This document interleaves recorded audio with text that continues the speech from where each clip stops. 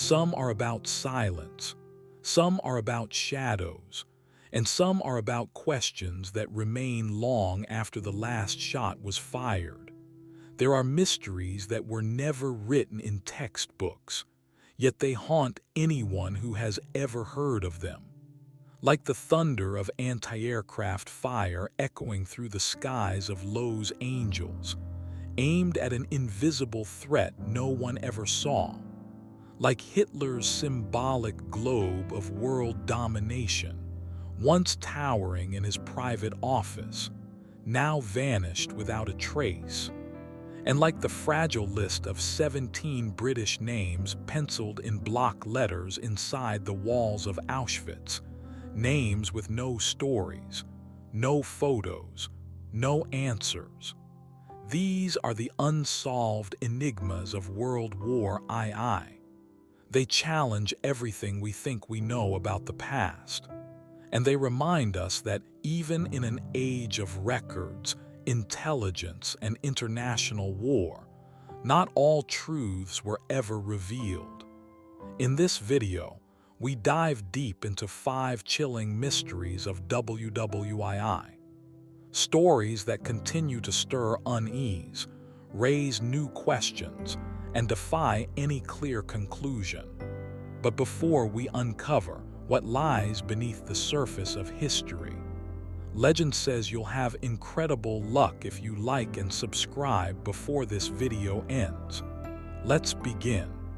It was more than just furniture, more than just a display. In Adolf Hitler's private office stood a towering artifact, the Columbus globe for state and industry leaders. Manufactured in the late 1930s in Berlin, only 2 originals were ever made. One for the Nazi Party, one for Hitler himself. But this globe wasn't about geography. It was about ideology. It displayed a vision of the world redrawn under the banner of Nazi conquest, Austria, the Sudetenland, Poland, already absorbed into Hitler's growing empire. Some territories on this globe were labeled differently, as if the war had already been won. It was the world, not as it was, but as Hitler intended it to be. After the collapse of the Third Reich, the globe vanished. Some say it was looted by American troops who stormed Hitler's mountain retreat. A man named John Barsamian claimed to have brought it back to the U.S., eventually selling it at auction for tens of thousands of dollars. But other researchers dispute this. Some believe the true globe never left Europe, that it was once owned by Nazi Foreign Minister Joachim von Ribbentrop and may now sit locked away in a Russian archive, hidden from public eyes. Today, countless replicas exist. Some are in museums, some in private collections. But the original, still unconfirmed, still missing, still tied to one of history's darkest dreams. A globe built not to reflect reality, but to shape it. It began with fear. Just months after Pearl Harbor, the American West Coast lived under constant dread of a Japanese invasion. In February 1942, whispers of imminent attack turned into something far more tangible. Late at night on February 24th, military radar picked up an unidentified object approaching the coast of California. By 2:25 a.m., air raid sirens wailed across Los Angeles. Searchlights pierced the sky. Then gunfire. Massive anti-aircraft batteries unleashed over 1,400 rounds into the darkness. The skyline lit up as if it were a battlefield. But there was no confirmation of any enemy aircraft. No bombs, no enemy wreckage, just panic and death.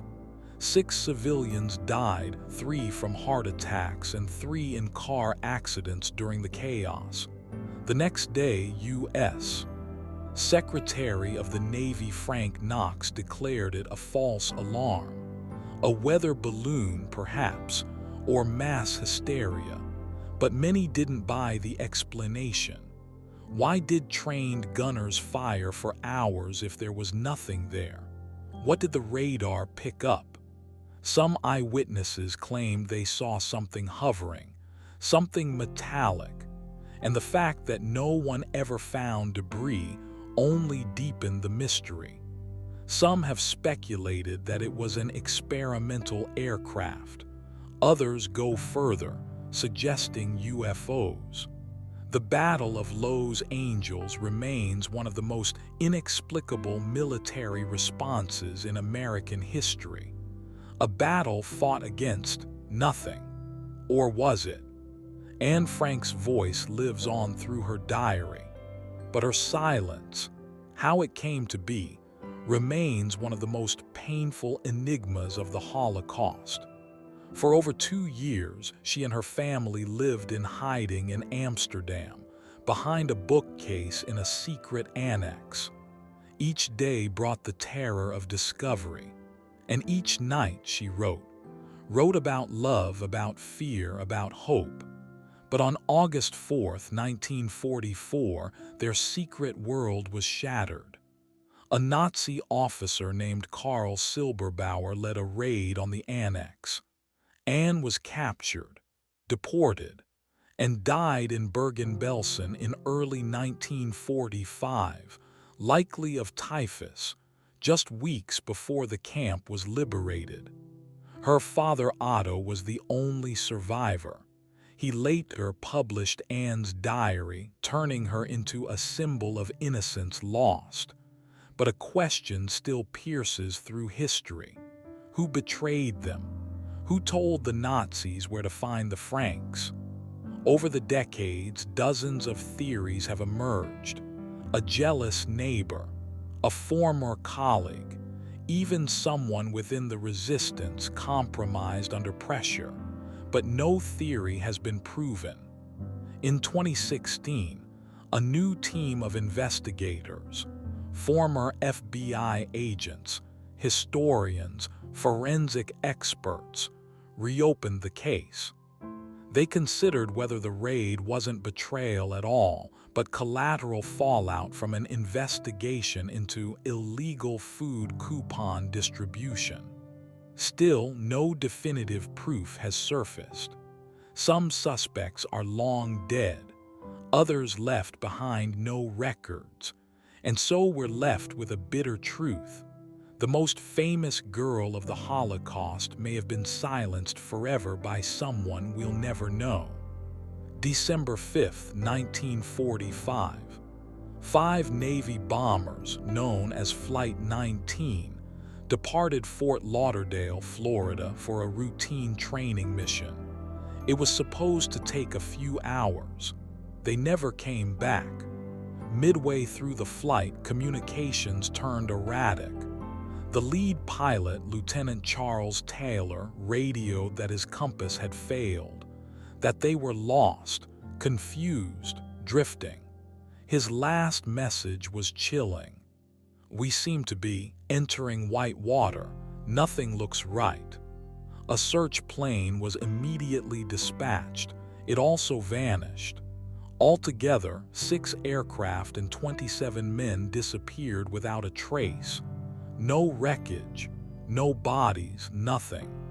As the years passed, the legend of Flight 19 grew. Some said they were swallowed by a storm. Others whispered about alien abduction.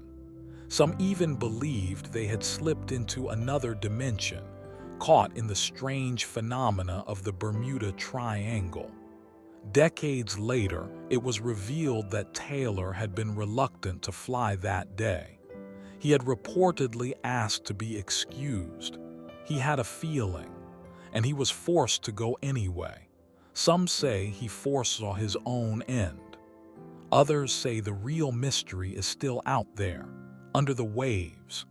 In 2009, during restoration work in the Auschwitz subcamp of Monowitz, a Polish historian discovered something chilling.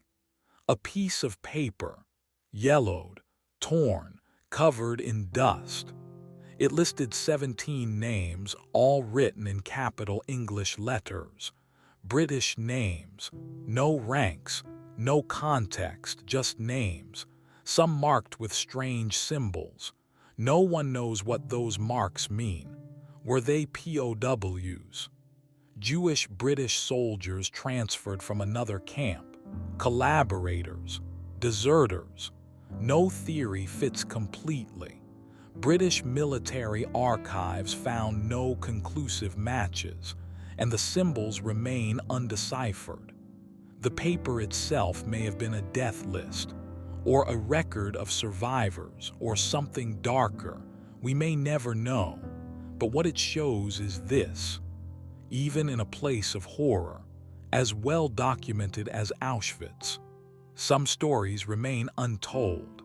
Some lives vanish into the fog of war, without memory, without name. World War II left behind ruins, but it also left behind riddles.